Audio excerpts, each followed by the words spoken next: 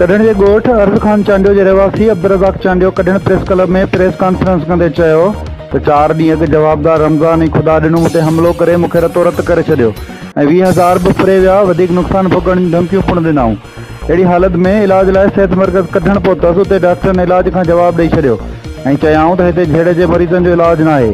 वॾा वरी कढणु पुलिस को तावन करण लाइ तयारु न आहे, चवनि था त सर्टिफिकेट खां सवाइ केस दाख़िल न कंदासीं। हिन चयो त कढणु अस्पताल वारनि मूंखे बदीन मोकिलियो, उन्हनि वरी वापसि कढणु रवानो कयो।